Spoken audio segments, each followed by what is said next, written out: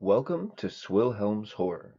We are a growing channel dedicated to bringing you the scariest stories that we are able to get our hands on. So if you enjoy that type of content and like hearing true stories that are guaranteed to send chills up your spine, please leave a like on this video and subscribe to our channel. And be sure to hit that notification bell as we plan on uploading 2 or more times per week.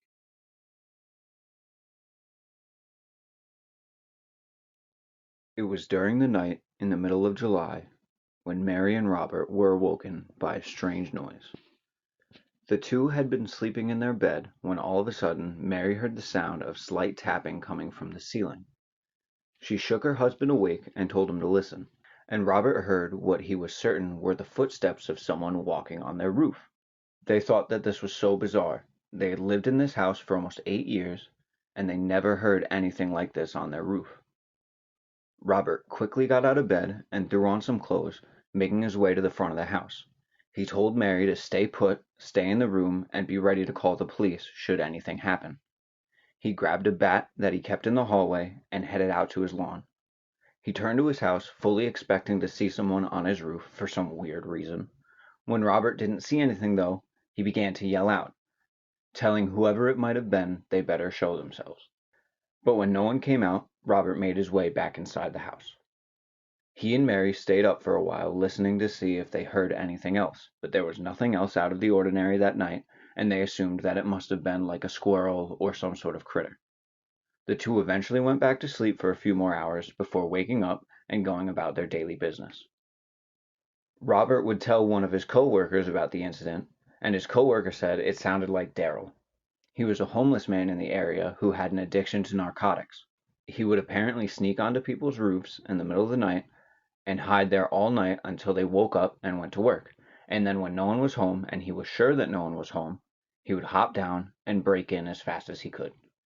He had been arrested for this multiple times, and Robert thought to himself that it was a good thing that, he walked outside and checked and made sure that the roof was clear this morning before leaving for work. He told his wife of what he had learned when he got home, and the two ended up getting cameras for their house in case something like that ever happened again. But they were relieved when they never heard those strange noises on their rooftop ever. Fast forward to the winter time, and it had finally started to get cold in their house, which meant that it was time for the couple to get their fireplace started up. Robert and Mary both chopped wood and stacked it beside the fireplace, and while Mary made sure that the flue of the chimney was open, Robert began getting together a small fire. It wasn't long before they were graced with warmth throughout their house, and after making sure that everything was going well with the fire, the two ended up heading into the kitchen for some much-needed lunch. However, their meal was interrupted when they started getting this rancid smell spreading throughout their house. Neither of them could figure out what the weird smell was, but for some reason, it smelled as if it was coming from the fire. At first, they wondered if there was something disgusting on the wood that they were burning, but it wasn't long before the house started to fill with smoke. Before panicking, Robert and Mary checked the flue to make sure that it was actually open, even though they were positive that Mary had checked it before. And when they looked, it was open, so they had no clue why smoke was staying in the house. Robert quickly told Mary to open the windows as he began putting the fire out. After making sure that there were no embers and nothing was burning in their home, the two decided to call the fire department to come by just to make sure that everything was safe. And after checking it out, they determined that it was likely an animal or something that got stuck in their chimney, sadly passed away, and clogged it up. At first, Mary was stricken with sadness by the thought of an animal getting stuck in their chimney and dying.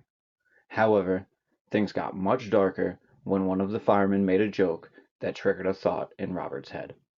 The fireman said, "I hope Santa Claus wasn't stuck in the chimney," to which his buddy let out a nice chuckle. Robert and Mary, however, looked horrified. After getting their chimney examined, all of their terror became a reality. What had clogged up their chimney was actually a who. It was Daryl, the homeless man who liked to hide on people's roofs. It was determined that he was likely the cause of the noise that woke Robert and Mary up earlier that summer. And when Robert went outside to confront him, it is assumed that Daryl tried to wedge himself in the chimney to hide. It's likely that he planned to pull himself out, but accidentally slipped in deeper. And if you know how chimneys work, they begin to taper off and get more and more narrow as they go down. meaning as Darrell fell deeper and deeper into the chimney, he would have become wedged, and with every breath he took, he would have slid down a little bit further, more and more each time he drew a breath, each time making it so that he couldn't expand his chest all of the way, before eventually he wouldn't have been able to breathe at all. It's believed that he died on the night that he fell into the chimney, and even if he had been able to scream, it's doubtful that he would have been heard through the cement, brick, and the drywall. Darrell died and was stuck inside of Marion Roberts' chimney for months before being found, but not before being partially smoked, which is what caused the heinous smell that began to pour throughout their home.